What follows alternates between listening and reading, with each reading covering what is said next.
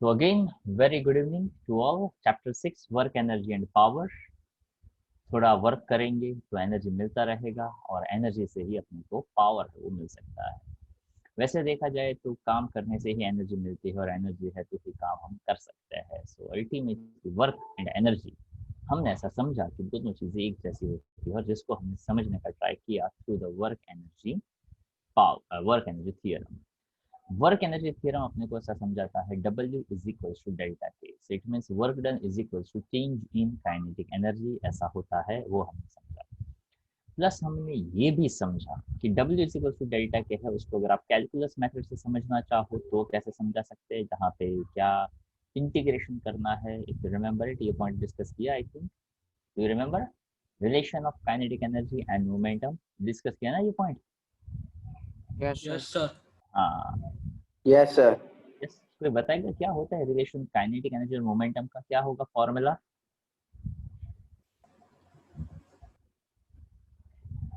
Kinetic energy का momentum के form में formula change in kinetic energy is equal KF minus KI। मैंने कहा काइनेटिक एनर्जी का मोमेंटम के फॉर्म में फॉर्मूला, मतलब फॉर्मूला होना चाहिए काइनेटिक एनर्जी का। Half mv square minus half mv square. तो काइनेटिक एनर्जी बन रहा है। मेरा क्वेश्चन ऐसा है momentum is equal to change in kinetic energy. गलत। सोचिए फटाफट और बताइए आपका आंसर जल्दी ही। फॉर्मूला होता है काइनेटिक एनर्जी का, पर ही हमें मोमेंटम के टर्म में याद करिए। आप चीजें जल्दी जल्दी भूल जाते हैं और हम आपको काफी बार कह चुके हैं यहाँ पे। √2km। ना ना ना ना ना ना ना टरनन टन टन। p equals to √। लिखा है मेरे भाई, ऐसे है kinetic energy is equal to p²/2 है। और जो अभी आप बोलने वाले थे ऐसा ही कुछ कुछ वहां पे भी आ सकता है। ओके, देखिए यहाँ पे ऐसा एक पॉइंट था। क्या पॉइंट था वो? देखिए पॉइंट ऐसा सिंपल सा था कि वहाँ पे kinetic energy is equals to p²/2m, वो आपको बताना था। काइनेटिक एनर्जी p²/2m अगर हो जाए तो उसको आप ऐसा भी पूछ सकते थे या तो बता सकते थे p is equals to √2m के। Okay, p² is equals to 2m के बना दिया, इसका रूट कर दो, इधर भी रूट कर दो, तो momentum is equals to √2m के, या तो kinetic energy is equals to p²/2m। ठीक है, तो दोनों ही चीजें अपने को पता चलनी चाहिए। ओके, वो अगर पता है तो आपका काम और आसान है। तो ये छोटी छोटी बातें, वैसे फिजिक्स जो है वो डिफिकल्ट होता नहीं है, पर हम उन छोटी छोटी बातों को डाइजेस्ट नहीं कर पाते हैं या तो एक्सेप्ट नहीं करते हैं, इसलिए वो डिफिकल्ट हो जाती है। चलो देखिए, उसके बाद हमने ये भी पॉइंट देखा, work energy theorem on a variable force. अब वेरिएबल फोर्सेस कह सकते हो, वर्क एनर्जी थ्योरम कह सकते हो। यहाँ पे हमने कहा था यू और वी ले लो, u v i v f ले लो, V1 V2 ले लो। ओके, बट बेसिक फंडा जो है वो सेम रहता है। 17 नंबर का क्वेश्चन भी आई थिंक हमने डिस्कस किया, पोटेंशियल क्या होता है उसका पूरा डिटेलिंग मैंने आपके साथ शेयर किया। ओके, उसके बाद क्या ये पॉइंट भी डिस्कस किया हमने कल, define gravitational potential energy does not depend on fusion path. वैसे वो आप कोई भी एक ऑब्जेक्ट को नीचे से ऊपर लेकर जाते हो, इफ यू रिमेंबर इट, हमने यहाँ पे कहा था एक्सप्रेशन फॉर GPE यानी gravitational potential energy, consider a body of mass m, और आप वर्क डन करते हो, कहाँ से कहाँ करते हो, तो we are doing your work done against field, और इसी वजह से वर्क डन का फॉर्मूला आता है mgh। याद करिए मैंने ऐसा कहा था, ये कंजर्वेटिव फोर्स पढ़िएगा और बहुत ही सिंपल साइड लगाएंगे तो ही पता चल जाएगा। ओके, चलो आप में से कोई बता सकता है क्या पढ़ा आपने 19 नंबर के क्वेश्चन में? यस एनीवन, क्या कहता है 19 नंबर का question? Conservative force. Okay, what done by conservative force? उसमें सर उसमें वो पांच से कोई मतलब नहीं होता, उसमें एंड से मतलब होता है, जैसे कि ए और बी। ओके फाइन, तो कंजर्वेटिव का मतलब क्या होता है, किसी को कंजर्व करना। कंजर्व करना मतलब क्या, तो स्टोर करके रखना, ऐसा कुछ आप कह सकते हैं। या तो ऐसा कह सकते हैं कि उसमें कोई चेंज नहीं आया, ऐसे को हम कहते हैं कंजर्वेशन। तो यहाँ पे ऐसा समझाया गया कि आपको एक सिंपल सा रैंडम से एक फिगर दिया गया, लिफ्ट जैसा है। आप ए से गए बी की और बी से आप ए से गए बी की, और दो अलग अलग रास्ते से अल्टीमेटली से पहुंचे कहाँ पे, क्योंकि बी पे पहुंचे। Either you go from A to B in the first path, और you go A to B from the second path. दो अलग अलग रास्ते से आप गए। ओके, तो यहाँ पे उसने सब बताया। Suppose the particle move from A to B along the path 1 और path 2 as shown in the figure A. If a conservative force F acts on the particle, then work done on the particle is the same along the two paths, and mathematically we can write work done from AB और BA, path 1 हो चाहे path 2 हो, उसका work done कैसा count होता है, same count होता है। ऐसा कैसे, तो क्या देखो, ऐसा इसलिए कि यहाँ पे हम एक छोटा सा पॉइंट वहां पे इमेजिन कर लें कि लाइक दिस।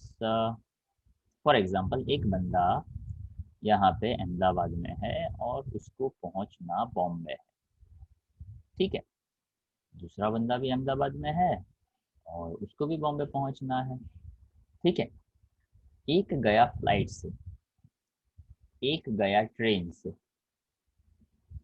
ओके, अब मान लो कि इन दोनों ने डिसाइड किया है कि हम 18th, for example 18th date को हम बॉम्बे पे मिलेंगे।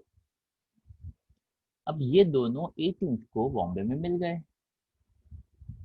ओके, कोई लेट कोई जल्दी तो कि नहीं, कोई आगे कोई पीछे तो कि नहीं। Given time, given slot, given place पे दोनों के दोनों मिल गए। दोनों ने कहाँ से स्टार्ट किया था, कि अहमदाबाद से। दोनों कहाँ पहुंचे थे, कि बॉम्बे। तो क्या ये मैटर करता है कि कोई फ्लाइट से आया कि कोई ट्रेन से आया, तो कि नहीं। ओके, डिफरेंस कहाँ पे पड़ेगा, तो कि फेयर।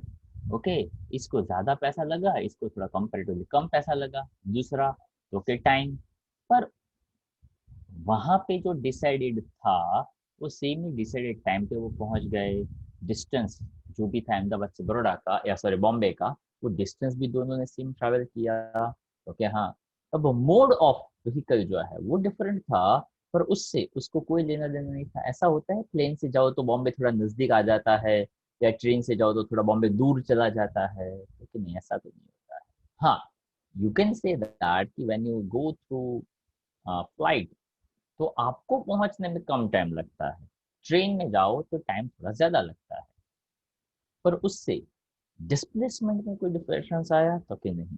अहमदाबाद से बड़ौदा का जो डिस्टेंस था उसमें कोई डिफरेंस आया तो कि नहीं।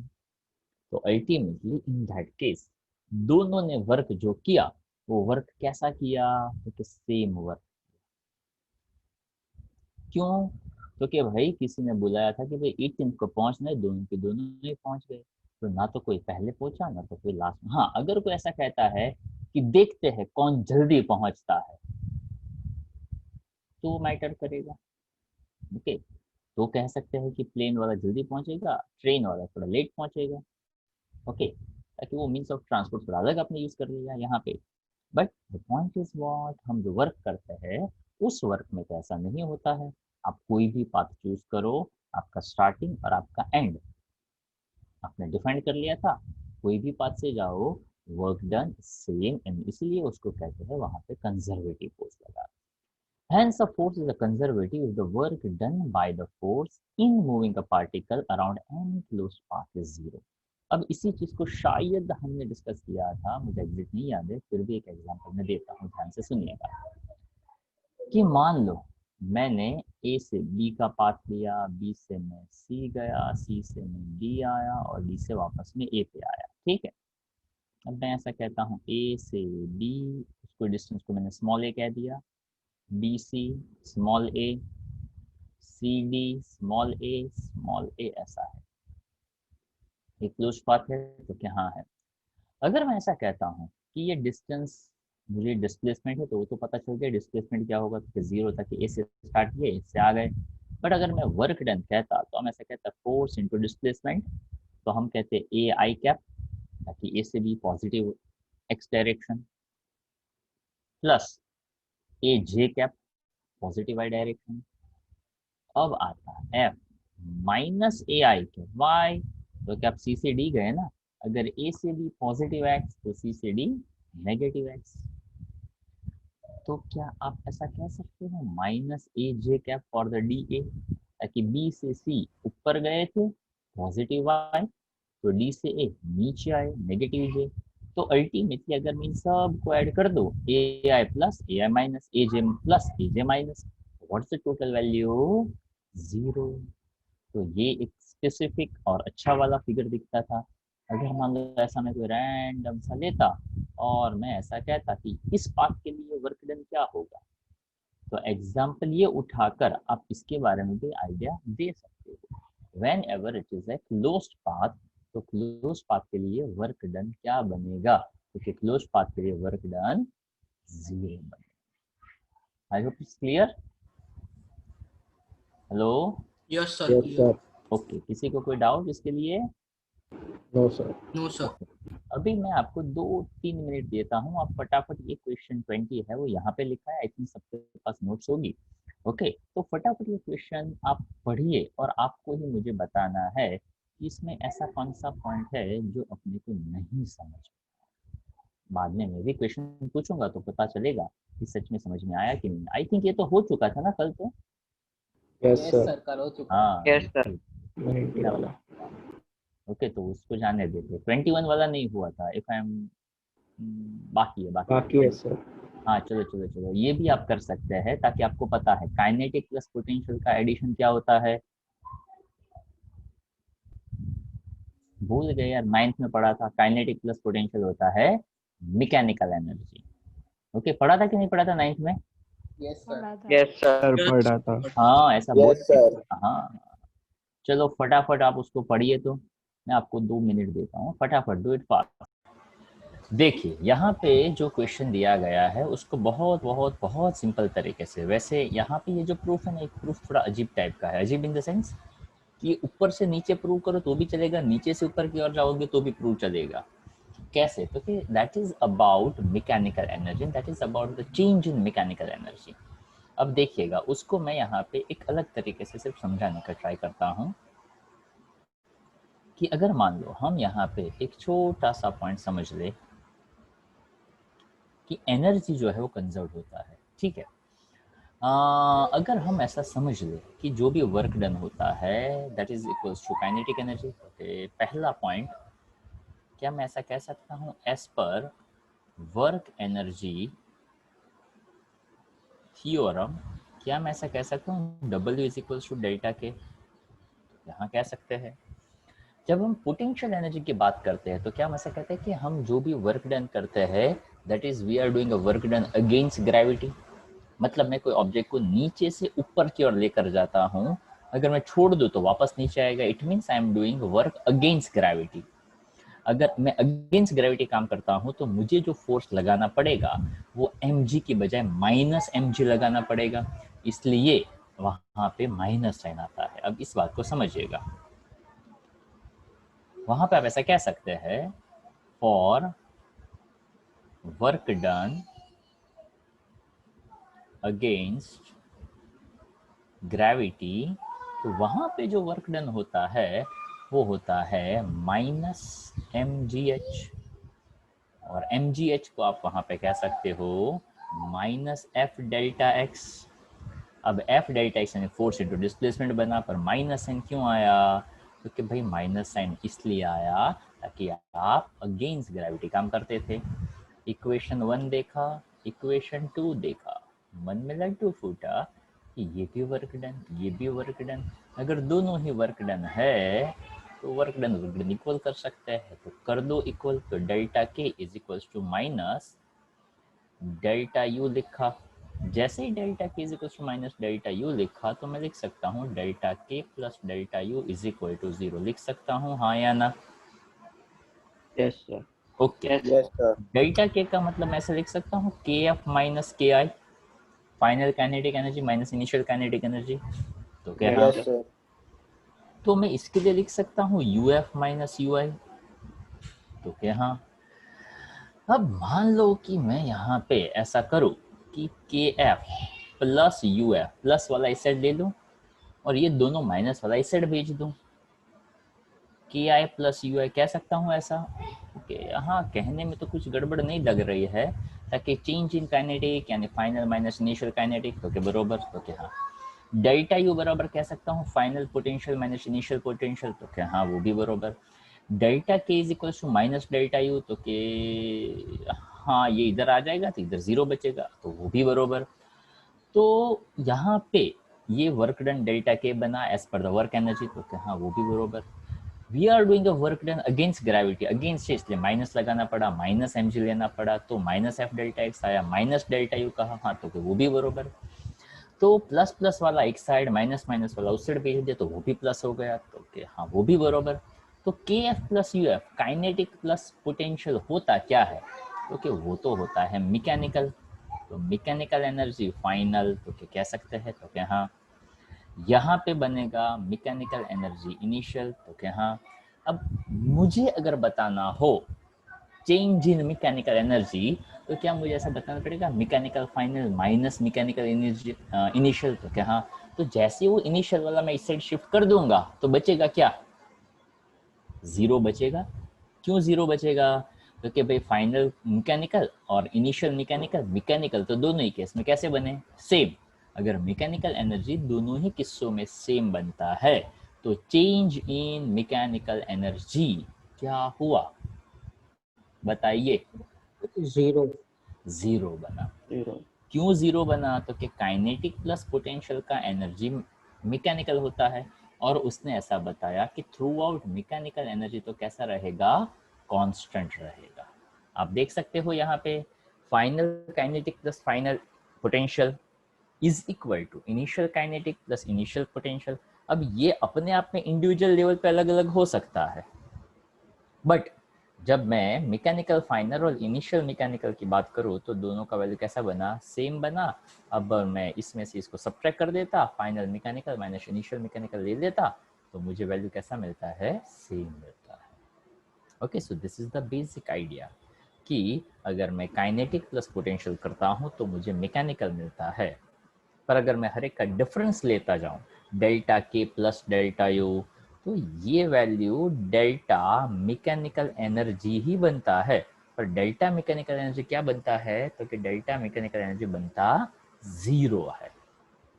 अब इसको आप एक थोड़े अजीब से पर एक एग्जांपल से समझिए। क्या मैं ऐसा कह सकता हूँ 1 + 9 = 10? Yes, sir. हाँ कह सकते, कोई बरोबर है। मान लो ये काइनेटिक है, ये पोटेंशियल है, पहले काइनेटिक कम था, अब धीरे धीरे काइनेटिक बढ़ा। मान लो बढ़ते बढ़ते ये 6 हुआ और ये कम होते होते 4 तक आया। Okay, don't say that's 1 joule, 9 joule, 6 joule, 4, ऐसा नहीं है, जस्ट एक नंबर समझिए आप। तो क्या आप ऐसा कह सकते हो 6 + 4 = 10? तो क्या हाँ वो भी बरोबर है। अगर मैं इसको ऐसा कहता कि इनिशियली ये काइनेटिक था जो कुछ कम था, इनिशियली ये पोटेंशियल था जो ज़्यादा था, अल्टीमेटली पोटेंशियल ही किस में कन्वर्ट होता है, काइनेटिक में होता है। तो पोटेंशियल धीरे धीरे धीरे धीरे धीरे कन्वर्ट होता गया, कम होता गया, और काइनेटिक धीरे धीरे धीरे बढ़ता गया, पोटेंशियल धीरे धीरे धीरे कम होता गया। अब देखो, तो अगर मैं कहता हूँ change in kinetic energy, final kinetic minus initial kinetic, 6 - 1 क्या होता है, 5। 5. Final potential minus initial potential क्या होता है, 4 - 9। और इधर मैं कहता मैकेनिकल तो कांस्टेंट रहा पहले भी और बाद में भी, तो क्या हाँ। पर देखो, तो इसमें से इसको सब्ट्रैक्ट करता तो क्या आंसर आता, final mechanical minus initial mechanical करता तो क्या आंसर आता, 0। 0. यहाँ पे ये 5 और -5 कैसे आया, तो कि क्या आप ऐसा कह सकते हो कि मैंने delta K plus delta you ही किया, एक्चुअल में माइनस साइन आया नहीं है, लेकर आए कैसे, तो कि देखो 6 - 1 डेल्टा के था, तो क्या हाँ था, प्लस का साइन रखता और मैं final potential minus initial potential करता तो -5 आया, तो क्या हाँ। तो क्या मैं इसको चाहूँ तो ऐसा लिख सकता था कि डेल्टा के 5 + -5 ऐसा किया तो भी क्या answer 0, final mechanical minus initial mechanical किया ऐसे जाऊं तो भी क्या आंसर 0। मतलब अगर आप इस रास्ते से जाओ या इस रास्ते से जाओ, दोनों ही रास्तों से आंसर कैसा आया 0 आया। अगर ये समझ में आएगा तो ये बात भी समझ में आ जाएगी, because it wants to explain mechanical energy throughout the path remains constant। Mechanical energy में चेंज होता नहीं है। Also you can take one more example। मान लो कि आप कहीं से गिर गए, पैर में चोट लगी, थोड़ा सा ब्लीडिंग हुआ, एकदम आप घबरा गए और आपको बोला जाए कि बस थोड़ा सा ही साइकिलिंग करना है, आप थोड़े डरे डरे से है, आपका एनर्जी डाउन है, थोड़े से चक्कर आ रहे थे, तो साइकिलिंग होगा नहीं होगा। क्यों?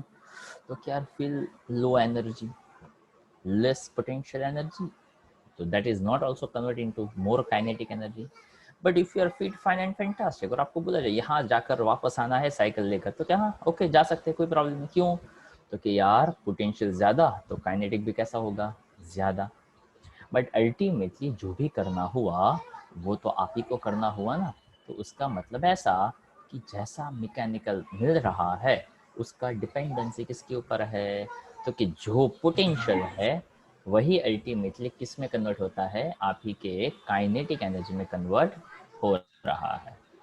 ओके मतलब क्या? तो कि मतलब यहाँ पे बहुत ही सिंपल सा लेना है कि आइडिया ऐसा लेना था कि अगर कोई ऑब्जेक्ट में जैसे ही हम उसका कन्फिगरेशन देखते हैं, it has a maximum potential energy, जितना पोटेंशियल एनर्जी ज़्यादा होगा उतना ही वो किस में कन्वर्ट हो सकता है, काइनेटिक एनर्जी में कन्वर्ट हो सकता है। बट अल्टीमेटली काइनेटिक पोटेंशियल में कन्वर्ट हो या तो पोटेंशियल काइनेटिक में कन्वर्ट हो, पर दोनों का एडिशन जो है वो एडिशन कैसा रहने वाला है, सेम ही रहने वाला है। And that is called law of conservation of mechanical energy। Okay वही आपको यहाँ पे स्टेटमेंट के थ्रू समझाने का ट्राई किया हुआ था। देखिए अब इस बात को,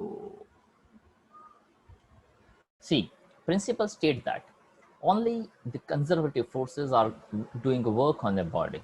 ओके जो कंजर्वेटिव है मतलब एक एनर्जी दूसरे में कन्वर्ट करता है, okay or that is doing a work on the body, then its total mechanical energy remains constant।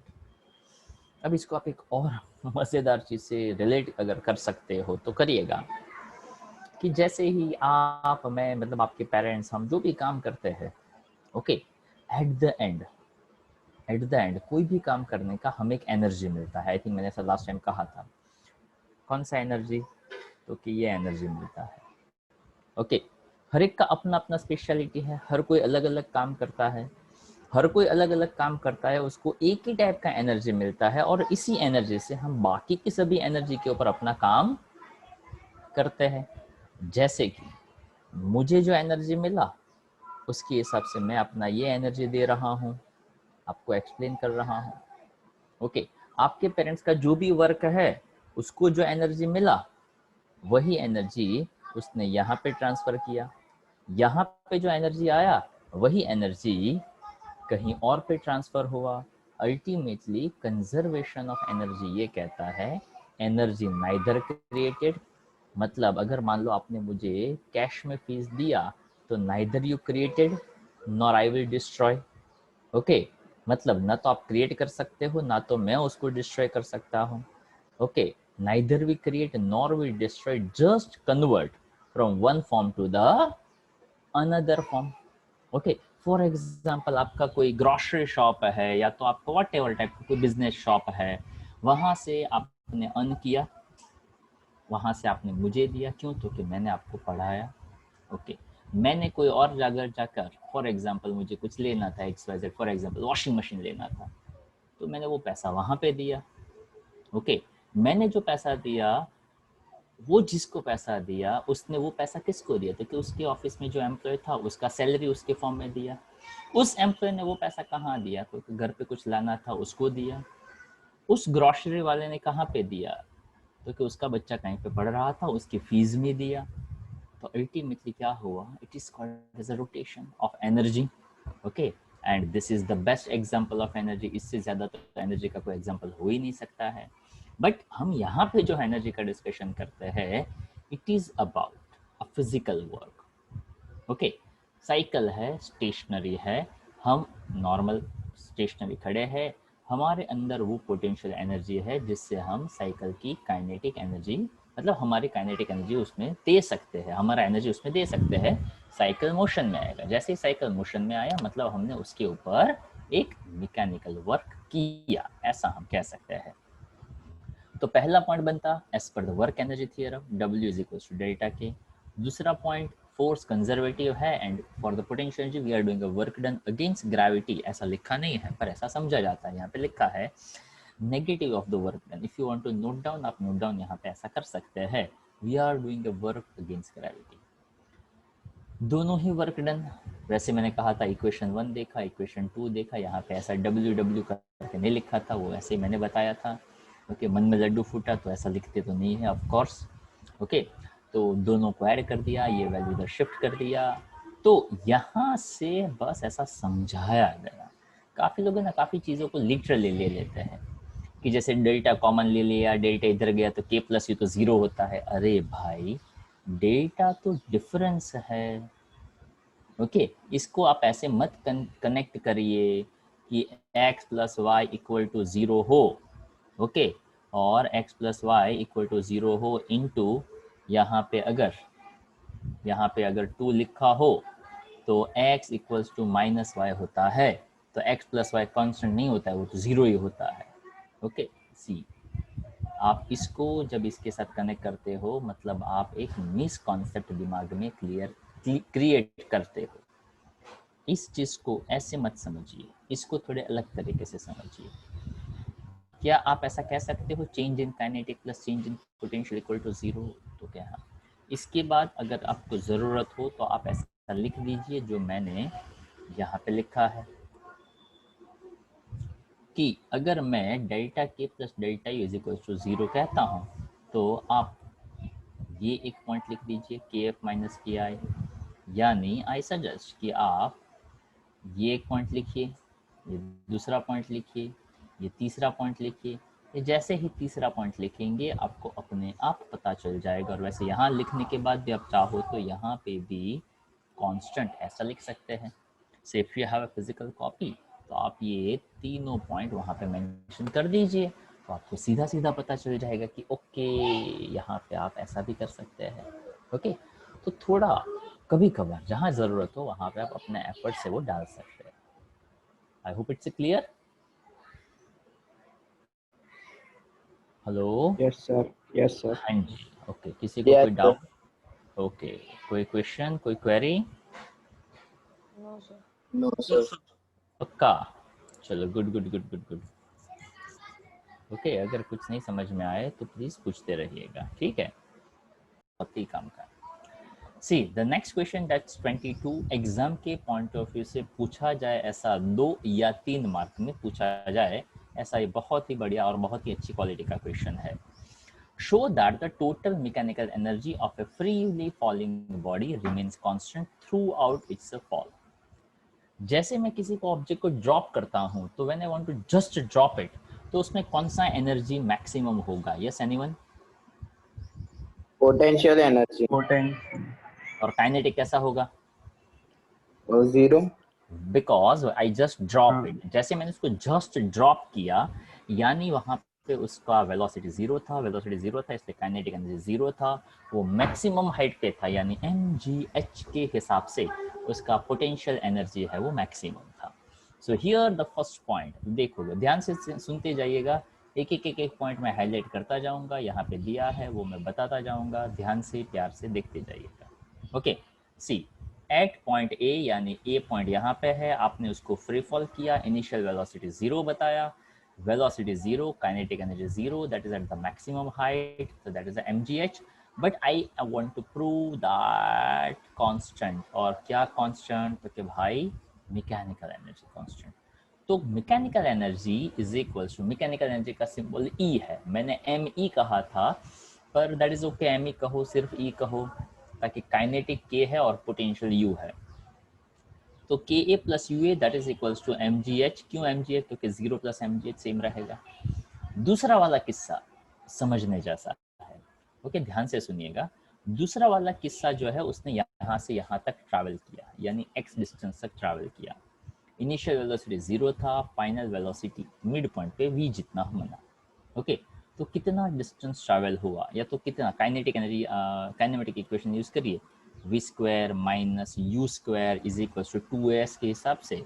ये 0 था, 2a और x जितना डिस्टेंस ट्रैवल किया, तो क्या हाँ, तो क्या मैं यहाँ पे ऐसा कह सकता हूँ v square is equals to 2 और in the direction of gravity है तो एक्सेलरेशन इक्वल टू 2gx कह सकता हूँ, तो क्या हाँ, तो v square is equals to 2gx, ऐसा मुझे एक पॉइंट मिला।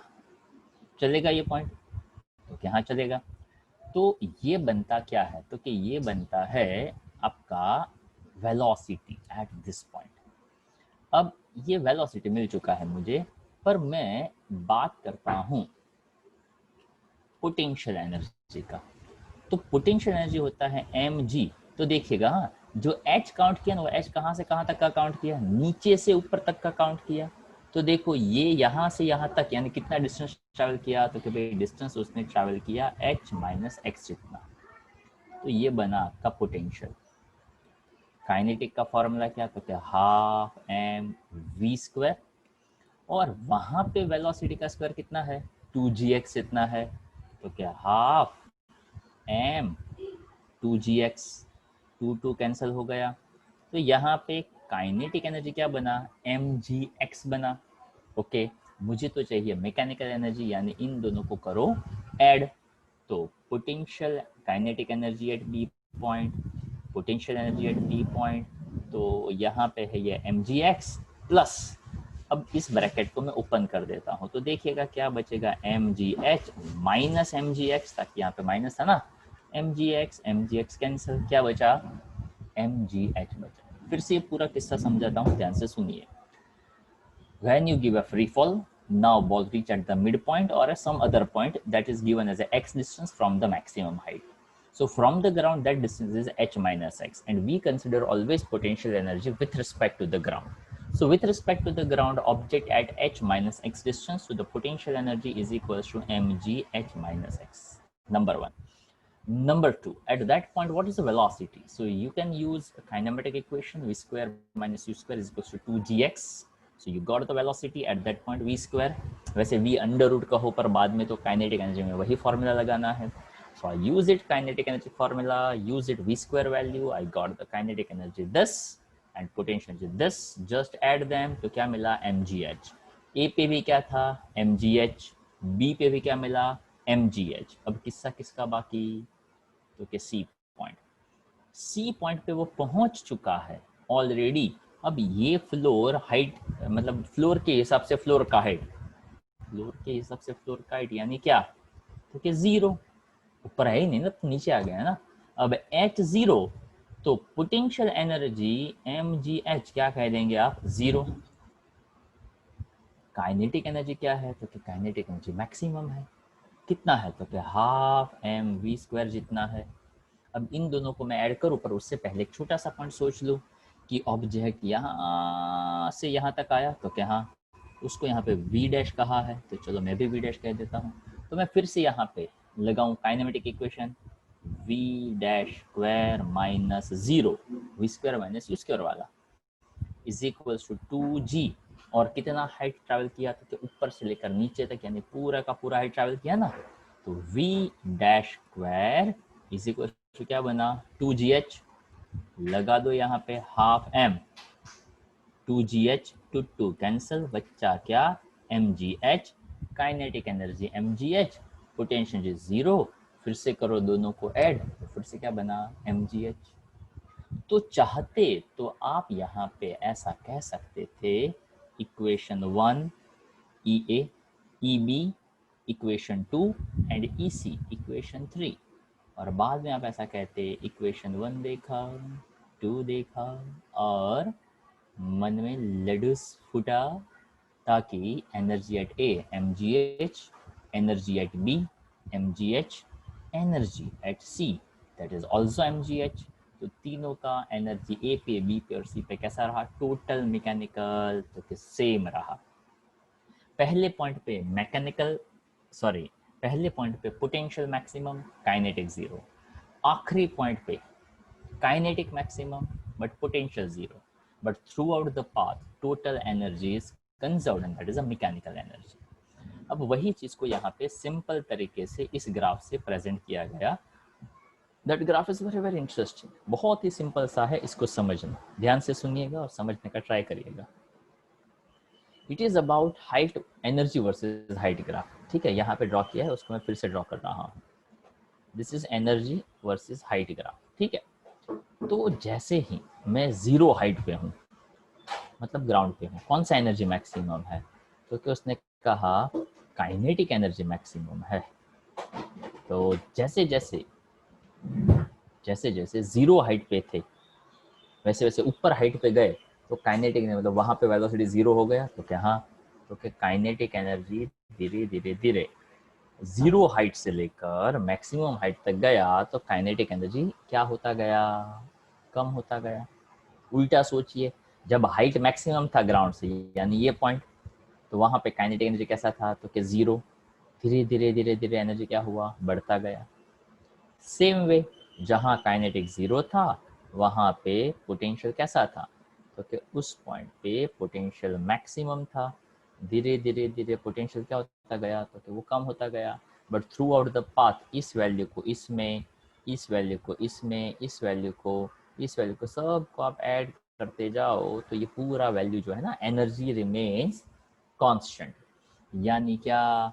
तो क्या हाइट चाहे कुछ भी हो, एनर्जी रिमेन्स कांस्टेंट। तो ये ग्राफ अपने को ये समझाता है।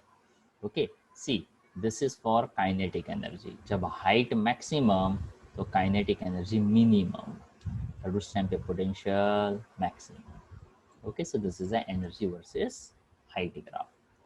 Body falls, its potential energy decreases, kinetic energy increases by an equal amount. However, its total mechanical energy remains constant. Okay, तो ये आपके लिए बहुत ही सिंपल सा क्वेश्चन बन जाता है, पर एग्जाम पॉइंट ऑफ व्यू से बहुत ही काम का और मजेदार क्वेश्चन है। ठीक है, अब आगे जो पॉइंट आता है उसमें स्प्रिंग वाले क्वेश्चंस है, जिसके लिए I need a little bit more fresh mind.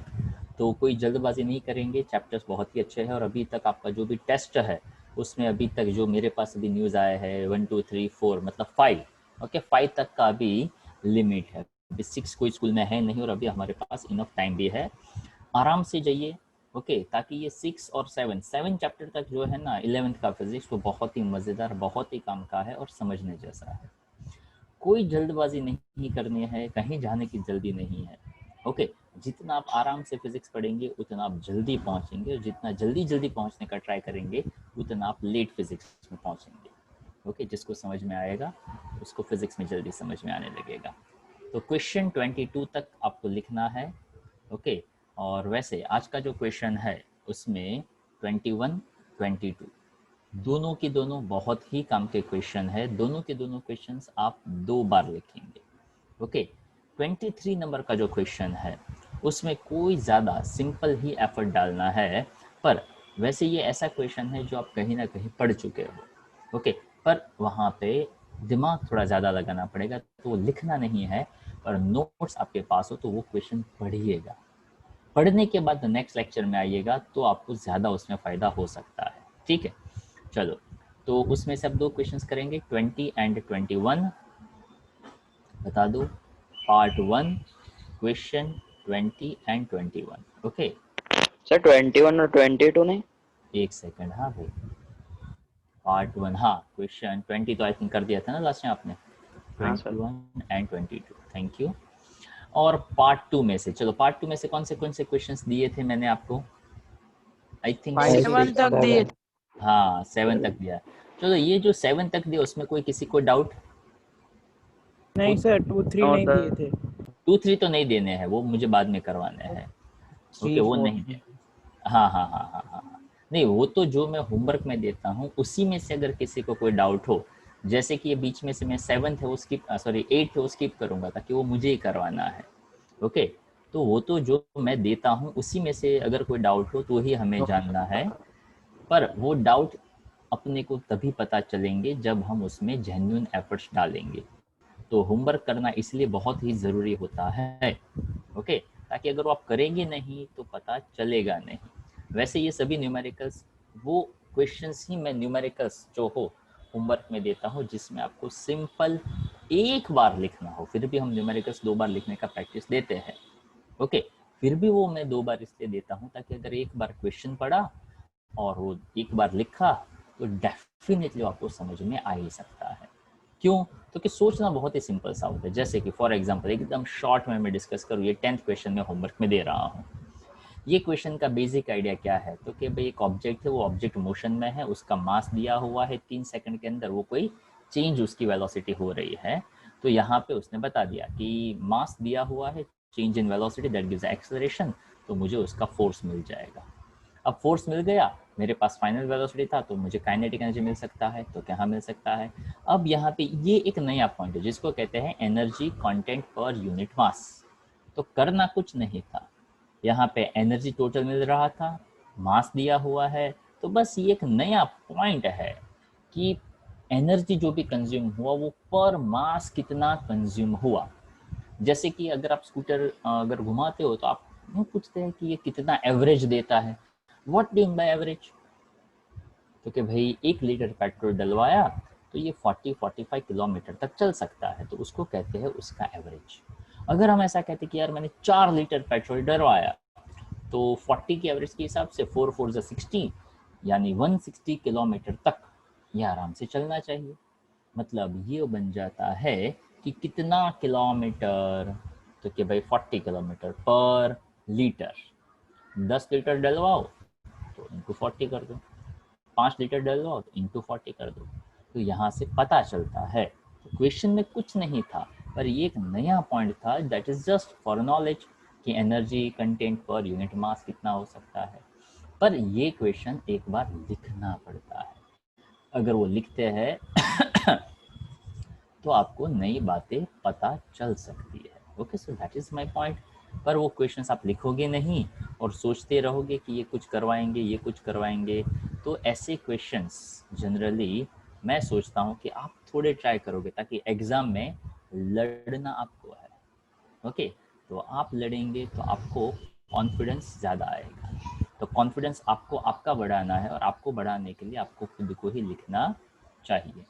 तो पार्ट 1 से क्वेश्चन 21, 22 2 बार, और पार्ट 2 से क्वेश्चन 9, 10, 11, 12 थोड़े बड़े से है पर अच्छे हैं, काम के हैं, इसलिए वो भी 2 बार, ठीक है। तो आज का लेक्चर हम यहाँ तक रखते हैं। Bye bye. होमवर्क करिएगा, ज़रूर करिएगा। कुछ ना समझ में आए तो पूछिएगा ज़रूर।